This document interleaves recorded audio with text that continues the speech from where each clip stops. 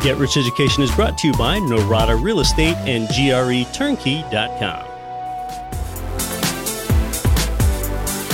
Welcome to Get Rich Education with Keith Weinhold, giving you information and ideas on the investment that has turned more ordinary people into millionaires and billionaires than anything else, and can provide you with more wealth and happiness than you ever thought possible. Now, here's your host, investor, entrepreneur, business owner, and educator, Keith Weinhold. Hey, welcome to Get Rich Education, episode 145. I'm your host, Keith Weinhold, and thank you for your devoted listenership in 182 world nations from Germany to Ghana to Guatemala. We are going to build your wealth today. We might even change your life today. I can't get over the number of people that have told me that this show has absolutely changed their life. We're going to talk with a financial advisor today. Can you believe that? But first, lately I seem to have more people than ever remark to me that I live a great life. And my reply to them is simply, well, of course. Why would I want to live any other way?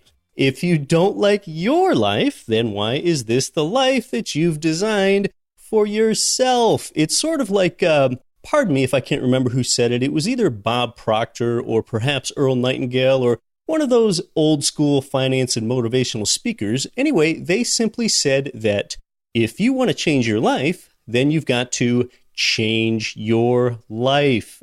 I invest in income producing real assets so that I don't have to work. I don't have a job. I have some pretty substantial freedom because at some point I chose to change my life and not just do what everyone else does. What's everyone else do? They invest in something that does not produce any income. So they have no chance of producing the freedom that they want. And then worse, they won't achieve long-term gratification either because they're heavily invested in buy and hold stocks. Then if that's not enough, they actually think that investing this way creates wealth. Oh, geez, dude, you've got to be kidding me. Can't you see what happened to everyone else that did this? Why are you so heavily invested this way? Where the inflation and the emotion and the fees and the taxes and the volatility usually makes their real return negative. That's precisely why the net result is that there is a retirement crisis today. So what is the problem with stocks? Are they really all that bad? Yeah, they are. Conventional wisdom has long held that the way to become wealthy over the long term is to buy compounded investment in the stock market. So how did things get this way? Okay, well, when you look at a chart of historical stock returns, by making modest investments at regular intervals over a period of time, basically dollar cost averaging, small investors could create large amounts of wealth. This line of thinking is what bolstered most employers to source their 401k retirement plans with mutual funds that invest in the stock market. Unfortunately, the migration of the stock market into the mainstream of America has caused it to become less of an investment vehicle and more of a gambling casino. You could really say it's not investing at all, it's speculation. The primary purpose of the stock market is to provide companies with the means to raise capital for business investment by selling a partial ownership stake, also known as a share of ownership. Typically, investors were rewarded for their investment by the payment of dividends from the company profits. Therefore, stock market investing was originally based on the notion of finding a company that was likely to make sufficient profits to pay out robust dividends to you. Now, this sentiment changed as the secondary market for trading stocks became more popular. A primary issue of stock occurs when a company issues more ownership shares. A secondary stock transaction happens when one investor exchanges an existing ownership share with another investor. This is where the stock market turns into a roulette table, a casino, when the focus of investment shifts away from the ability of the company to viably pay dividends on a consistent basis and toward the probability that the secondary market will pay more for the company's stock at a future date. That's when stock investment becomes more like gambling. When returns are primarily based on price appreciation, continued growth in market value requires a perpetual stream of new buyers. Now, that can be true of both stocks and real estate, which is why we don't buy real estate for capital growth here at Get Rich Education. We buy for income production. The only factor that can elevate the entire stock market is if there's an aggregate increase in investment capital. As corporate profits grow, it's pretty natural to assume that more capital will be attracted to the market. But when stock market values rise faster than corporate profits, well, then the only cause can be a net influx of investment capital. In the United States, there were 3 landmark events that sparked a mammoth 25-year bull market for stocks. The first was the Nixon Shock. The Nixon Shock was a series of economic measures that President Richard Nixon undertook in 1971, and really the biggest one of those was the cancellation of other nations' ability to directly convert the United States dollar into gold. Gold was effectively depegged from the dollar. The second one was the passage of ERISA into law, the Employee Retirement Income Security Act in 1974. And ERISA created these standards and sort of a support structure and some stability for company-sponsored stock market investment plans that dramatically increased the supply of equity capital. And then the third were the series of substantial tax cuts in the 1980s and a major reduction in the cost of debt capital that spurred a rapid growth of corporate profitability, which was about the time that we transitioned from the reign of Federal Reserve Chairman Paul Volcker to Chairman Alan Greenspan. But it was those 3 events that combined to create a massive increase in stock market investment that pushed values sky high. But these massive gains came along with a bit of a shadow. The problem that was created is that investors stopped directly buying stocks of individual companies, and instead they started investing in funds where a manager now buys and sells the stocks. Now, these brokers and these managers have control over incredible amounts of other people's investment capital, hopefully not too much of your investment capital, because this control gives them the power to create and destroy tremendous amounts of value based on the decisions that they make. It also channels market activity more and more toward gambling as managers seek to maximize value appreciation, and it's this set of circumstances that is in the opposite of your interest as an investor, as managers are now incentivized to take these wild risks because giant gains mean that they get tremendous bonuses, whereas losses really only mean that they get fired, but them getting fired doesn't help you, so then the brokerage can tell you, the investor, that the manager got fired due to poor performance, and then that manager can just go on to work somewhere else. On top of that, most managers charge substantial fees for their services. That cuts deeply into your returns. There are more hidden charges in these arrangements than you probably understand. We're going to get into that someday. Most of the working class is already invested in the stock market, so there's really no large pool of new capital to attract so that these valuations can keep inflating, even with the millennials being a larger generation. Additionally, besides all these risks, there is another dynamic to consider, and that's that price to earnings ratios are well above their historical average. So that means the market is discounting in a future increase in corporate earnings. And if that earnings increase either doesn't come or takes longer than expected, it will most likely result in market values decreasing. Future market appreciation is going to look pretty average by historical standards. Now, nominal values might only be pushed up by inflation once we see the conclusion of what we're in now, which is the second longest stock bull market in history. But your real returns in these vehicles, stocks, bonds, ETFs, mutual funds, they're typically less than zero when you factor in that inflation, the emotion, the fees, the taxes, and the volatility. So, I asked the person then that would remark that I'm living this great life, well, why are you investing this way? Why are you planning your life and your future this way? And when the best answer to that question back is, I don't actually know, we've just always done it this way, then that's a problem. That's a problem anytime that answer is given, okay, to anything in life. I live a better life than most because I invest in cash flowing income property with long-term fixed interest rate debt with management already in place and in those stable markets in the Midwest and South, not volatile coastal markets. And I've heard some people, like my friend Marco, they call these linear and cyclical markets, and that's fine. I just choose to use the words stable markets and volatile markets instead to describe inland markets and coastal markets respectively.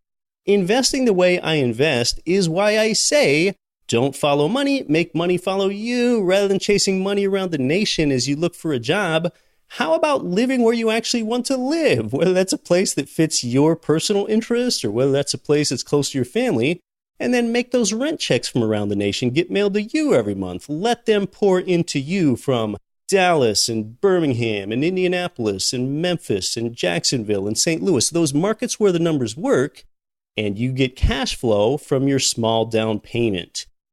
A budget? The building of a budget? Oh, geez, I've got no interest. A budget encourages penny pinching. That's the wrong mindset. That's the wrong plan. That's the live below your means mindset. Tear up your paper budget into a million little pieces instead of limiting the financial destruction in your life, which is all that a budget is there for. Or instead, encourage financial construction in your life by building a cash flow statement, not a budget, a cash flow statement that grows the income side faster with cash flowing properties. See, that's financially constructive. A budget that promises only to attempt to limit your financial destruction. That is lame. That is impotent. That is avoiding losing rather than trying to win. But most people still aren't doing that because, well, as I like to say, the scarcity mentality is abundant and the abundance mentality is scarce. Budget builders have quit their daydream. Financially free beats debt free. Compound interest is lame. Compound interest is synonymous with stocks. Leverage is powerful. That's real estate investing. Do the right thing before you do things right. You could be doing what you think is right, rebalancing your asset allocation among your mutual funds annually. That's what you think is right, but you weren't doing the right thing because you were invested in perverted derivatives of corporate equity shares. And that's kind of a GRE game reset right there, a review of some of our core principles here. Well, let's get to our great guest today. Like a lot of our show guests, today's guest is also a Get Rich Education listener. Today's guest has worked in the financial services industry for more than 11 years, both in the corporate accounting and the investment world. Today, he owns a boutique financial planning business called Ntellivest. His objective is to help people turn off the noise and challenge the traditional approach to financial planning and thinking. Boy, he sounds like my kind of guy. Joining us from Pittsburgh, Pennsylvania today, welcome to Get Rich Education, Brent Sutherland. Keith, thank you for having me on. I've been binging on this podcast over the past few weeks, and I really enjoy what you're doing, so I'm excited to be a part of this. Well, thanks. Now, it would seem paradoxical to my listener to say that you sound like my kind of guy, and yet on the other hand, you're a financial advisor, because it's so easy to make fun of financial advisors because of the advice they give and what they sell, but you are indeed a financial advisor. So tell us about what you do. Yeah, I can see the kind of orthodox there too, where I am a financial advisor, but I'm also a real estate investor. And it's humorous because when I'm in my peer group of financial advisors, I feel like I'm always kind of defending the real estate investor. And then when I'm in the real estate investing peer groups, I'm always defending some of the financial planning aspects of my life too. But I think in order to give you a broad spectrum of who I am, it probably makes sense to give you just a little bit of a background. I did start, and you mentioned this in financial services about 12 years ago. I started in accounting, and then I started working hands-on with investments. The good thing there is you start meeting quite a few people who are quite successful financially in life, and you start developing those connections, and you can start digging into their personal lives too and seeing what they have going on for them that maybe you can apply in your own personal world. Now, you meet quite a few characters, as you do with any profession out there, but there are a few people that really felt like they had it together. Now, some people, they come into the meetings and they're very stressed about exactly what's happening in the markets because it has a direct impact on their daily living conditions. There were some people that came in and it didn't seem like they really cared at all what was happening with their investment accounts. And that always intrigued me.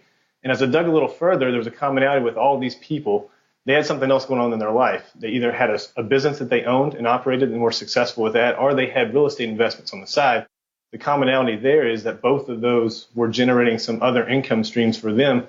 So they weren't quite as concerned about what was happening in their investment accounts.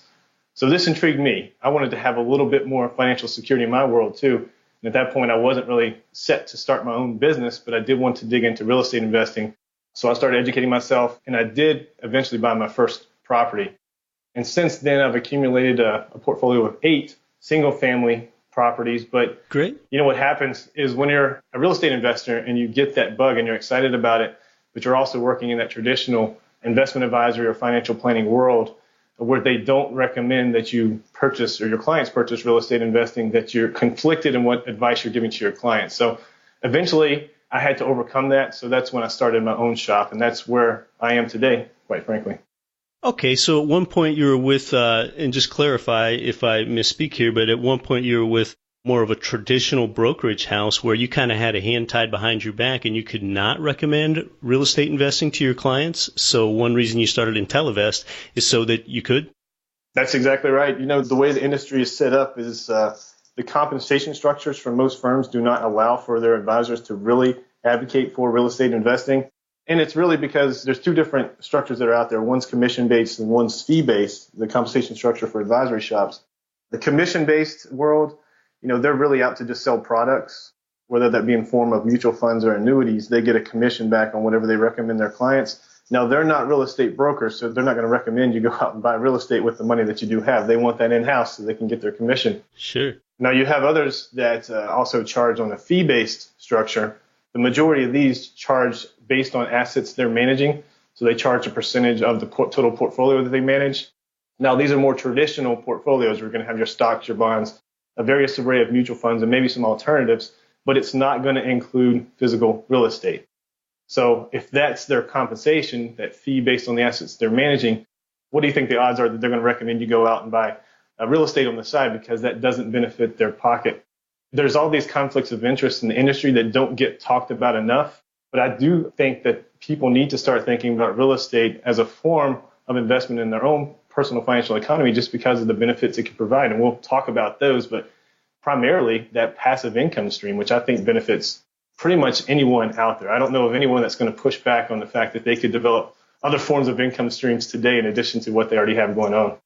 Right. And a lot of people, I imagine a lot of your clients, and you told me, you said you have some clients that feel like they've got it together, and you probably have to turn them around on that. But some clients, when they go to a financial advisor, they're not even thinking about passive income. That just doesn't even cross their mind. They don't even know it's a possibility. They're thinking about investing for capital gains. So maybe just tell us about one of those typical clients that you have there, Brent, at Ntellivest, that comes into you and thinks that they've got it all together.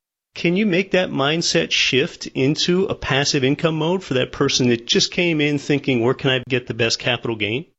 Sure. And, you know, it happens all the time just because I think people, when they think about investing, primarily they think about traditional assets. We just discussed the stocks, the bonds, mutual funds, and they think about long-term investing. Yeah. So they're not really thinking about what can this money do for me today. Now, you do have to kind of shift their mindset, and it can happen fairly quickly. And I deal with a lot of younger people who I'm trying to influence in my world here locally and plus nationally. But I try to paint the picture to them that, look, you don't have pensions set up for you anymore. It's just not, it's a thing of the past. It's not going to happen with any jobs you're going to jump into nowadays. And the Social Security system, while I don't think it's going to get completely depleted, I think it will be diminished from what it is today. So all these securities that were set up previously for most people are not going to be there for you. So you have to think about developing your own personal pension plan. One of the best ways to do that is through real estate. And I think that conversation really starts to register with people. Okay, this is something I need to do to develop financial security for me, not only down the road, but it can provide financial security for you today.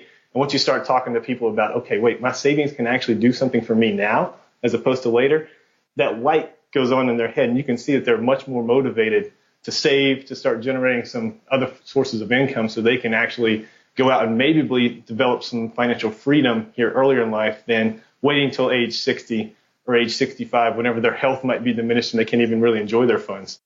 That must be a total epiphany. That must be a total light bulb moment. You said you get a number of younger clients. For them to come in and be 26 years old and learn, oh my goodness, I can begin increasing my income without any additional work at age 26. A lot of people kind of lament the fact that pensions have gone away, and very well they should. But, a pension plan, basically, more or less, that's something that guarantees an income stream when you're 60 or 70. So you can basically bring a traditional pension plan, effectively bring that back and bring it into your life when you're 26 or whatever age. How great is that? I couldn't have said it better. How great is that? Honestly, to develop that pension early in life, it allows just for so many different things. One, if you're into this kind of early retirement movement, that's a great way to do that. Two, if you just want to break away from what you're doing now, maybe you feel trapped in a corporate job, you want to start your own business. This is exactly what happened to me. My real estate holdings developed enough passive income cash flow, and it's not even that substantial, but enough to pay the bills that allowed me the confidence and the freedom to go out and start my own venture. So that can apply to anyone in their own world. Yeah. Well, you mentioned that you bought 8 properties, and I want to ask you about that in a moment. But before we leave traditional financial brokerage conversation and the conversation with you and what you do differently, you mentioned how financial planners are often compensated either on a commission-based structure or on a fee-based structure. But now that you're kind of out in the open and that you began your own thing, I just wonder, are there any financial advisors that can be compensated based on the actual performance of the returns that they give the investor? That doesn't happen that often in the industry. There was a point in time where hedge funds were really compensating themselves on a structure where no matter what, they still charged 2% of what they were managing. And then if there was a performance above and beyond maybe a 5% benchmark or something like that, they would also take 20% of the performance ahead of that. But it doesn't exist in the industry where you don't pay a fee unless you're earning money for clients. That just doesn't happen. So I think where the industry is heading in order to be more transparent, and this is how I'm really kind of structured, is it's basically the fee per service model is probably about as transparent as you can get. And so what that means is that as opposed to going in and you hand your money over to someone and they charge a percentage of what they're managing for you, you basically have a menu of items you can choose. Say, I want a financial plan. Here's the price for that one plan, and then I can be on my way. Or you're going to do some work for me, financial planning wise. Let's just set that up on an hourly charge. So whenever you're not working for me, I'm not paying you. It just kind of makes sense. And I think that's where the industry is heading.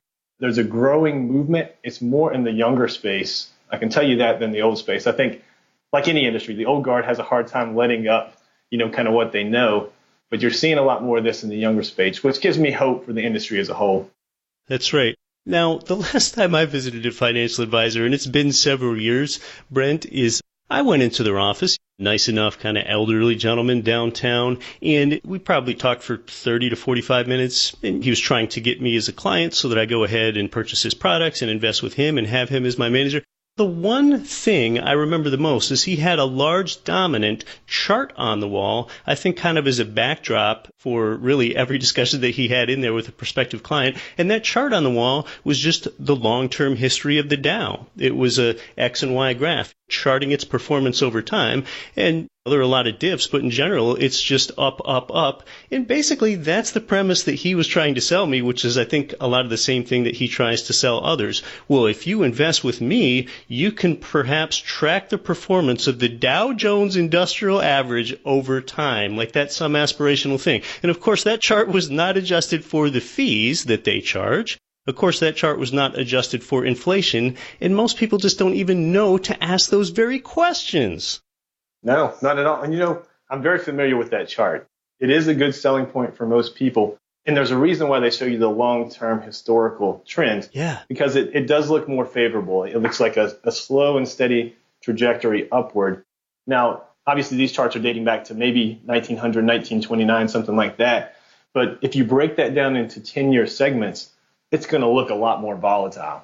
And if you think about the average bear market, stock bear market, last 2 years, over the grand scheme of things, since 1929 or 1900, it's not going to look that bad on a chart. But if you're living through that, 2 years is a long time. I'm going to tell you that. And as an advisor, it can be very long of a time because you have people calling you that are extremely upset.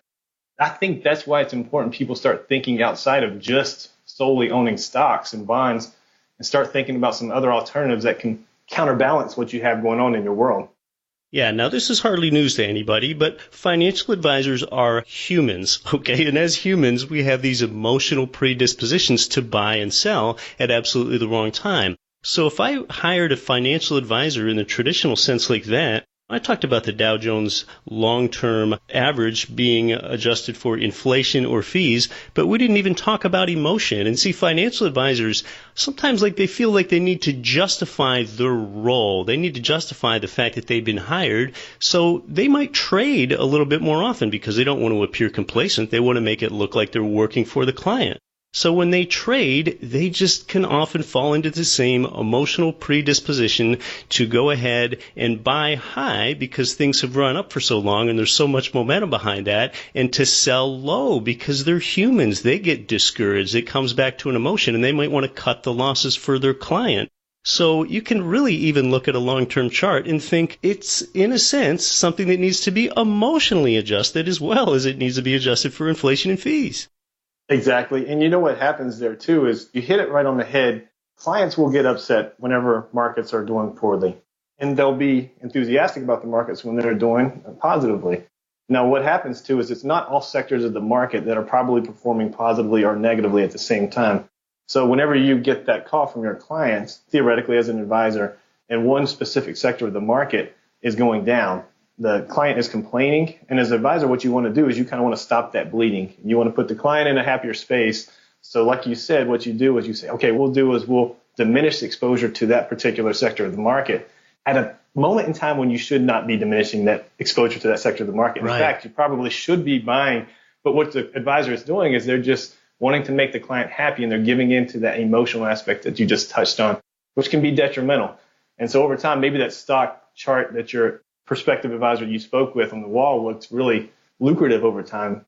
Like you said, those emotional attachments that go into play there, that's going to diminish that long-term trajectory downward over the course of time. So emotions definitely play a part, and you can't discount that fact. But it's easy to discount, Brent, because I think an individual just thinks, oh, no, I'll be emotionally stronger than that. But no, when you're in the moment, you often cave in emotionally. It's just kind of like polls out there that show that 80% of people think that they're better drivers than they really are. It's just kind of one of those things that, oh, no, I'll figure it out. I won't be weak in that moment. I'm just better than that. But you're really not. One really does give in to that emotion. So, well, I think we can agree that most financial advisors don't discuss real estate investing because their compensation structure just won't allow for that. Another thing I find really interesting, Brent, is that financial advisors in this entire financial world, real estate investing is perceived as an alternative investment. And my question is, how in the heck can real estate be perceived as an alternative investment, yet these derivatives that you don't even understand that are invested in the stock market, that's something that's seen as mainstream, and real estate investing predates investing in equities. Yeah, it's one of the more natural forms of investing that have existed over the course of time. Right. And I think what happens here, too, is often in financial services, you'll see the term alternative be associated with something that we don't quite understand. You're just going to mix it into this category of different types of investments that can perform a little bit differently maybe than stocks and bonds. Now, oftentimes what happens is advisors just really aren't educated on the proper way to invest in physical real estate. So for lack of sounding too uneducated, they're going to avoid the topic completely. So that happens, quite frankly, oftentimes. Then, again, like you mentioned, too, we'll just lump it into that alternatives category and pretend like it's something a little bit more taboo that clients really don't need to explore. Right. So, a couple of different reasons for that. But I do think we need to have a broader and more depth education on this subject matter, especially for advisors. I will say that there are a couple of programs across the country that are going into place at some universities that are really digging into financial planning and incorporating some of the real estate investing with that. It's still fairly new, but again, this, like some of the changes to the fee structures, give me hope that maybe the industry is headed a better direction down the road. Yeah, well, that's good to hear that there might be some educational inroads, because once one gets out into the consumer credit world, a lot of times they just really don't learn this stuff. Real estate is the best product, but they have the worst sales force out there. That's very true. That's very true. You're listening to Get Rich Education. Our guest is Ntellivest's Brent Sutherland. We're going to talk more about some numbers when we come back. I'm your host, Keith Weinhold. Cash flow real estate investors nationwide and worldwide, this is Get Rich Education's Keith Weinhold. Forbes has rated Memphis, Tennessee as the #1 cash flowing market in the world. Our good friends at Mid-South Homebuyers have been Memphis's premier turnkey real estate provider for 14 years with a stellar reputation and an A+ rating with the Better Business Bureau. Owner Terry Kerr was born and raised in Memphis. Yeah, he knows the market and has renovated and sold over 1,000 houses in the Memphis area. Find out what their many repeat buyers already know. Their houses are completely renovated, even come with a 1-year builder's warranty and a lifelong rental guarantee. They're a perfect fit for the first-time out-of-state investor or the seasoned investor diversifying their portfolio. Mid-South Homebuyers friendly staff makes investing easy. Learn more at midsouthhomebuyers.com or give them a call at 901-217-HOME. Are you having a hard time finding great investment properties? Unfortunately, the best deals are rarely found locally. Successful investing begins with the right properties in the right markets. Norada Real Estate provides everything you need to invest in the best deals across the U.S. Our simple, proven system will help you create real wealth and passive monthly cash flow. Get your free copy of the ultimate guide to passive real estate investing at noradarealestate.com/guide. That's NORADA realestate.com/guide. Hi, this is Rich Dad Advisor Garrett Sutton. You're listening to the always valuable Get Rich Education with Keith Weinhold. Don't quit your daydream. Welcome back to Get Rich Education with our guest, Ntellivest, Brent Sutherland. Brent, you bought 8 income properties. Tell us about those. Yeah, Keith, this was all at the beginning of last year and all throughout 2016. What I did was I had been putting money and plugging away into the condo I owned prior to, and this was before I really jumped on board with the concept of cashing out the equity there to start investing in some other sources that might generate some passive income flow for me. So it was kind of a quick ride, but once I bought that first property and I started seeing those returns, I was quickly hooked, like most people can probably attest to. So that 1 turned into 8, probably a little more quickly than I would have expected originally, but I tell you what, it's been a fantastic run so far. We can dig into some of the numbers here if that would be helpful for you. Yeah, that would be helpful. I just wondered what happened, though, after you bought your first income property and you got that first income cash flow check in the mail, usually coming from your property manager. It's usually only maybe $200 cash flow from that first income-producing single-family home. And that $200, it doesn't change your life, $200 a month, but yet it does change your life because it changes your mindset. And you're like, wow, this thing really works. This actually puts cash in my pocket in young age, in middle age, and old age. This changes everything. And that probably had something to do with why you went on to buy 8 in a short period of time. Exactly. I mean, I saw the cash sitting in my bank account. And once I bought that first property and it was yielding what it was to me, and I was getting probably anywhere in the range of $250 to $300 after net of all expenses and even escrowing money aside for future vacancy and future capital expenditures, I was still seeing about $250 to $300 a property. That becomes very addictive. You get excited after that first check. And so when I saw that cash sitting in my bank account and then started visualizing what that could be doing for me in the form of cash flow in addition to other benefits, that's why I quickly jumped on investing in a few others in that short time frame. Okay, so you come from the financial advisory world. So how do you break down your rate of return from your income properties? Because at least with the numbers, that's kind of what we're after, is that total rate of return and what that's really doing for us. So how do you break that down on your properties? Well, the way I like to look at this for my properties is, one, and this is my primary objective, is I'm looking for cash flow on all my investments. I don't play the appreciation game. I don't think you really are an advocate for that on your show from what I can tell. Right. But I really shoot for cash flow. So that's my first and foremost objective. But in addition to that, when you're looking at the calculation, I try to factor in here too, okay, what is the principal pay down? How is that going to impact my total cash on cash return that I put into the property? And then in addition to that, I'm going to look at some possible appreciation on that property. So that's going to also enhance my return from that initial investment I've made on the property. Then on top of that, you have to look at the different tax benefits that you're going to get from that property as well. So there's all kinds of tax advantages to investing in real estate with the depreciation and everything else that you can write off. That income that you're receiving from the properties is going to get treated at a diminished rate than what you would get if you were just working a W-2 and that paycheck was coming directly to you. So those tax advantages there have to be taken into consideration when you're looking at the total return. Now, just some quick kind of back of the envelope numbers. There was one property I bought that was $85,000 was the sales price. That property, I got a pretty good lease on that property, and the rent is going and still is going for $11.50 a month. Now, after principal and interest and after taxes, after insurance, after setting aside money for management too, I'm completely hands off on these properties, and then setting aside another 10% for future expenses and possible vacancies. My total net cash flow on that property is about $271 a month. So if you look at that on the total amount I had to put down, so that's about $32.52 in cash flow a year on that about $25,000 I put down. That's slightly under 13% cash on cash rate of return. Now, if you add to that appreciation, and if you add to that the principal pay down, and if you add to that, in addition to some of the tax benefits, I'm looking at a cash on cash return, a real rate of return, maybe not on paper all the time, but a real rate of return that's going to be upwards of about 25% on that total amount I put down, and which is fairly amazing. I've looked at returns through the course of my career in the stock market arena, and a good return there is going to be maybe 10%. You'll have years that it's higher. You're going to have a lot of years that it's lower than that too, but compare that versus 25%, and it's just a no-brainer that that's a good place that I need to start putting money into in addition to what else I have going on. Sure. And that 25%, importantly, you've already calculated management into that, right? That's what makes it passive. Correct.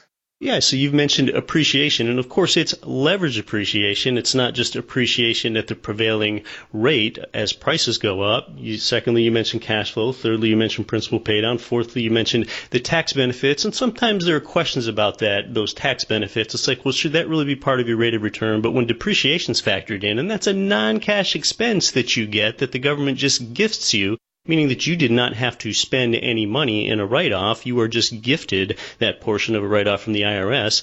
That's why I validated that it should be part of the rate of return. And then just the one thing we haven't mentioned, Brent, I kind of call it 5 facets that one has as long-term leveraged fixed interest rate debtors, because we have that inflation hedging benefit. If we buy a $100,000 property and get an $80,000 loan on it, down the road, we don't just have to pay back $80,000 in today's dollars. We get to pay that down with $80,000 in future years' dollars. So that diminished purchasing power of the dollar over time, as more and more dollars circulate in the economy and wages go up and prices go up, it gets easier to pay back. So I add in a rate of inflation conservatively of, say, 3% to my rate of return as well.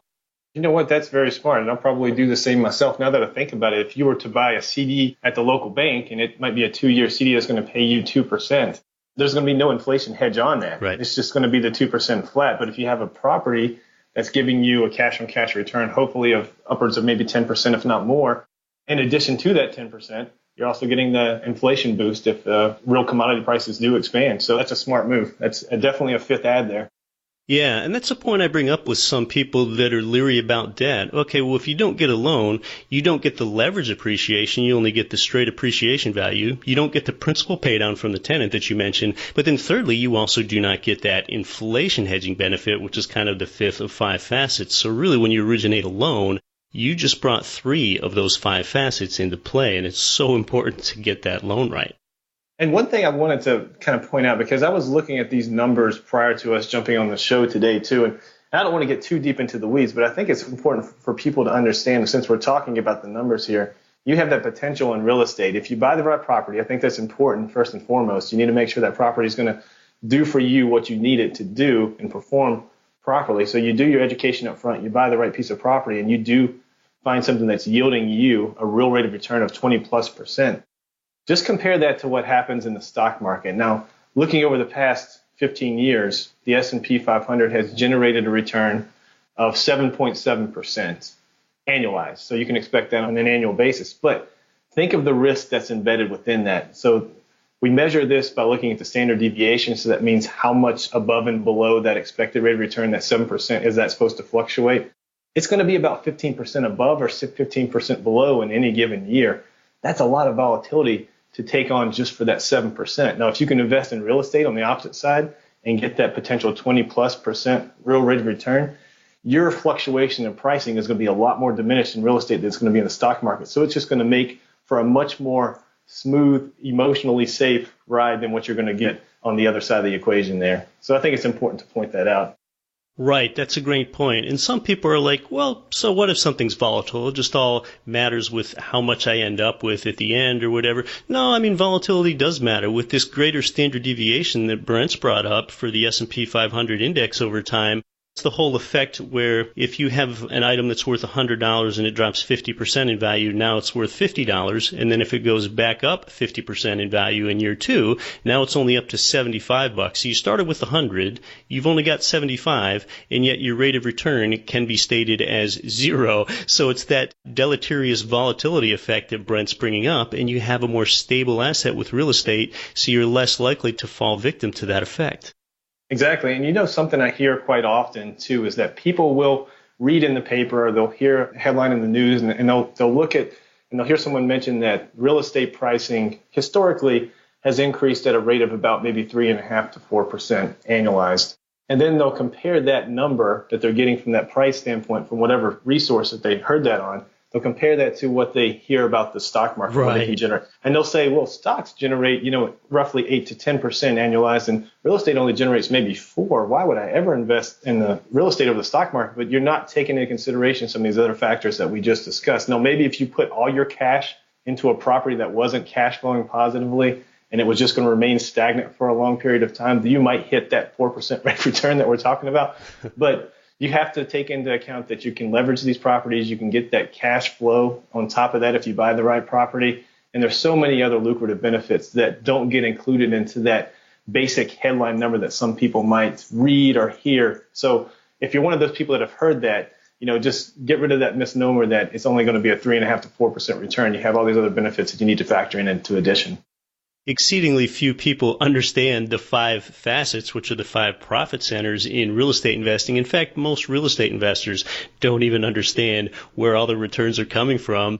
So, Brent, coming from the financial advising world, there's one really popular word in investing, probably especially among amateurs, and that's the word of diversification. So what do you tell a client today that comes into Ntellivest when they express concern in that they want to be adequately diversified, or do you bring up concern in that they're not adequately diversified? So talk to us about diversification. Diversification is a funny term because you can apply it to a few different sectors of someone's financial world.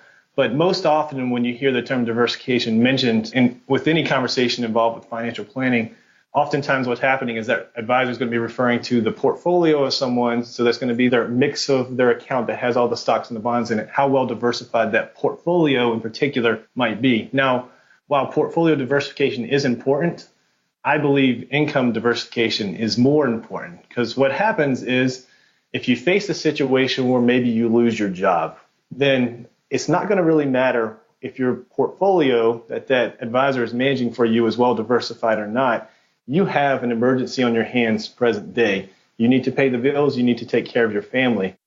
On the other side of the equation, like I mentioned, if you have some income diversification in place and you do face a situation where maybe you lose your W-2 job, then you have other sources of income coming in that can provide the foundation for you to kind of remain stable, remain on your feet, put food on the table. It's not going to be as big a strain on your world as it would be if you didn't have that in place. So I think sometimes you just need to think of diversification in a little bit different light, think more creatively about it, and think of it in terms of income diversification. And that's where these passive income sources can really help you out. So real estate being one of the primary drivers behind that can really provide you a benefit if you do face an emergency situation where you, your spouse, or someone else, and it could be a health event where you're forced to step away, something like that happens that's fairly catastrophic. It's not going to completely wipe out your financial picture. That's right. What about 401ks? How do you advise people with respect to 401ks? This is an interesting one, and because I'm sure this has happened maybe to you in your life. It happened to me in my life too, but you're trained throughout the entirety of your early career and your early investing career too that you need to sock away all you can into your retirement accounts. Now, they are taxed. There are a lot of tax advantages to doing so, and so it does look lucrative from the initial set. But what happens if you do get involved in real estate investing and you see these types of returns that we've been discussing here? You want to start allocating more and more of your savings towards real estate instead of investing into your 401k. And sometimes you can feel like your money's being trapped there. There's so many rules attached to it. Really pull it out until age 59 and a half traditionally. So what I tell people is if you have caught this real estate bug, and hopefully a lot of people do, and I'm sure a lot of people have that have been on your show here that listen to your show, is that if you want to transition more towards real estate investing, a lot of times if you do have that 401k set up, the companies will incentivize you to save by offering you a company match. And usually they're going to match up to probably not more than 5% of what you're contributing, but that's free money. And I have a hard time telling someone not to at least contribute up to that match because that's 100% return on what you're putting in. And that money will be there. It'll grow tax deferred. There's some advantages to it. But once you hit that mark, start thinking about saving to maybe an account that's going to be used towards purchasing some other assets that can generate some passive cash flow for you. For the reasons that we just discussed, I think income diversification is very important. If you are on board with the idea of retiring a little bit earlier in life as opposed to waiting until age 60 or 65, it's going to be paramount that you have to start saving to other sources as opposed to putting everything into your 401k. But if you do have a match, like I said, save up to that match because that's free money. It just makes sense to do so. And there are ways of pulling that money out at a later date, especially if you step away a little earlier. You just have to think a little bit more creatively about how to do that. But save up to that match. Anything on top of that, put towards an account where you can start investing in some other sources. Yeah, I've kind of said the same thing on my show before as well. If you get a dollar per dollar match, invest up to that level, but not beyond that. And if you don't get a dollar per dollar match, you really got to start asking yourself why you're not investing in a cash flowing instrument. So most 401k investors have significant exposure to the stock market. And what kind of advice do you have for someone that has a large exposure in the stock market today, whether that's in a retirement fund or outside of a retirement fund? Well, today especially, you see the news and you're seeing it pretty much every day. There's an article about the stock market is at new all-time highs. How do you invest your money now? So that's a big concern on most people's minds. And if you look relative to historical valuations, especially in the U.S. markets, the U.S. stock market is overvalued relative to where it has been historically. So you have to start thinking, okay, how do I protect my money in case and when we do have a pullback in the markets? I'm not here to predict when that's going to happen. I feel like that's a fool's game, but I think at some point there will be a correction, and these things just happen. That's the way it is. One thing you can do, and I don't think there's anything wrong with this, is move a little bit more money that you have in your accounts there into something more stable. If you have a money market fund that's not going to really feel the impact of a pullback in the markets, I would advise maybe talk about shifting maybe a quarter of what you have in your accounts towards that money market fund. Now, a lot of people, what they do as investors is they have a home country bias. And a lot of investors in the U.S. do this exact same thing where their entire stock market position is all in U.S. markets. Right now, that's something that's going to be dangerous for you just because the U.S. markets are priced. They're a bit overvalued relative to where they have been historically. But international markets are actually priced pretty favorably compared to where they have been historically. So you can shift some of that exposure you have in your stock portfolio towards the international markets. And I think you're going to be shielded there from some of the probably whipsaw effects that might happen into the U.S. space if we do get a major pullback. And what happens is it just takes a small event to set off a little bit of panic, and then you'll see those markets collapse pretty quickly. So you want to go ahead and set yourself up today to prevent some of the major headaches if you can. But I think two things: you can raise a little bit of cash in your portfolio. There's nothing wrong with that. Just don't sell out completely because it's tough to time these markets. But also think about getting some other exposures in your stock portfolio, maybe towards the international side where you're going to have probably, I can't predict this, like I said, but probably more favorable performance over the short to mid-term range than you're going to see in the U.S. markets.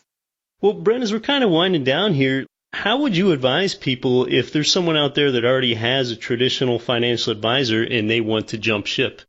What you have to do, and this is difficult sometimes to achieve, you have to find someone who's going to be on board with your values and the fact that you want to go and start investing in other forms of investments besides stock and bonds, and especially real estate investing. Now, there's a select group of advisors that are really out there that are doing this, but you can find them through what I like to refer to a resource online. It's called the National Association of Personal Financial Advisors, NAPFA. But if you go to their website, you can just Google search NAPFA, find an advisor, and it'll pull up their search portal. But this is a database of people, advisors nationally, that just perform services for that fee-only, fee-per-service model that we talked about previously that's more transparent. And when you search for an advisor there in your local market, you can also check a box below, and it has some detail about different options you can pick. But you can check the box that has real estate investments as a specialty of the search that you're putting into the system for the advisor. So hopefully there will be someone more local to your market that does specialize in real estate investing, so they might have a nice blend of traditional financial planning skills and also investment analysis skills for the real estate picture as well. So I would encourage everyone to search in their local market, see if they can find someone there.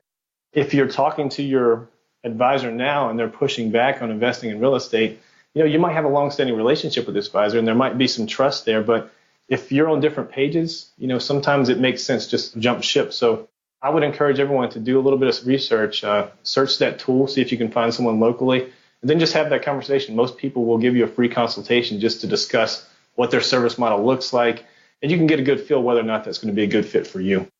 Brent sure has a good command of things since he comes from the traditional finance world and now he knows about investing in real assets. So Brent's also a good person to look up if you want to consider pulling money out of a retirement account and investing that in something else. And that doesn't always have to be real estate. Maybe that's also gold or platinum or silver or to start a business or anything else. So, well, Brent, how can our listeners learn more about you and Ntellivest?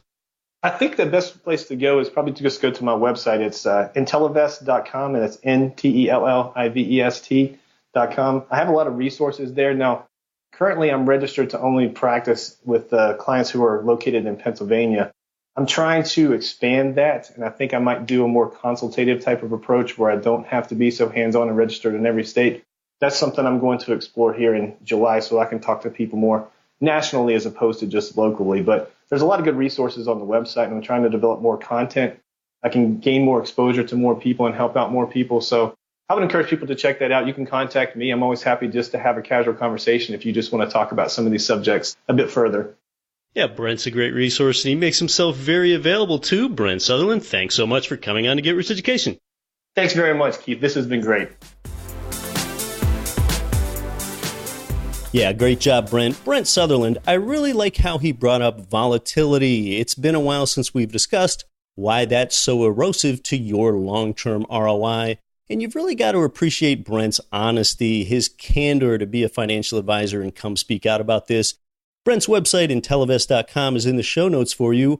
One sort of quirky thing that I like on his site is that he has some personal stats on a Topps baseball card, something that a remorseless statistics nerd and sports fan like me can relate to: batting average, home runs, RBI, stolen bases.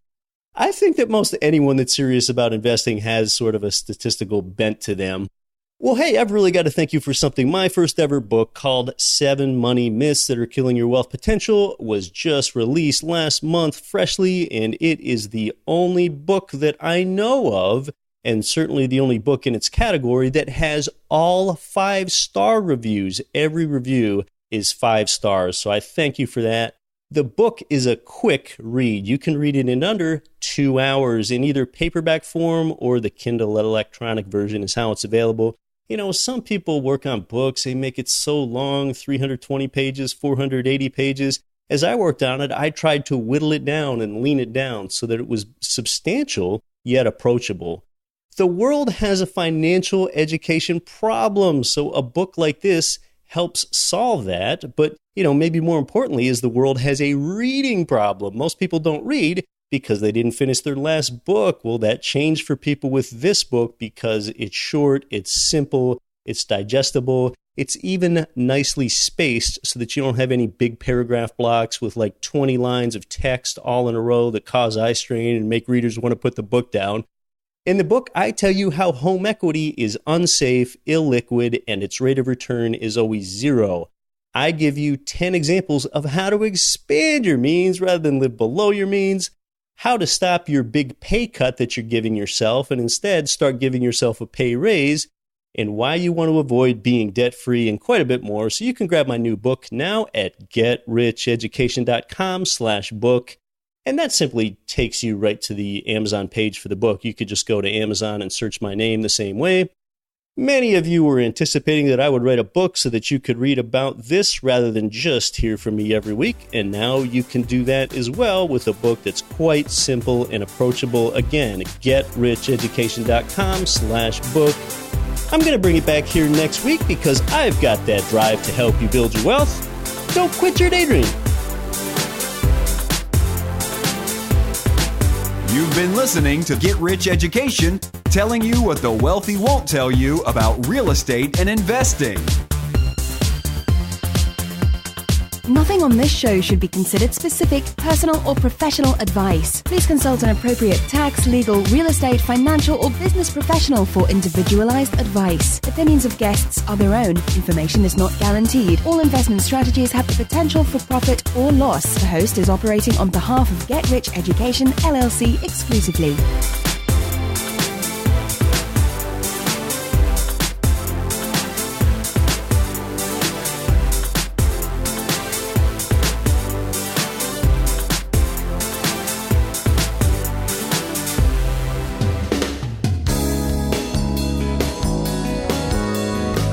The preceding program was brought to you by your home for wealth building, GetRichEducation.com.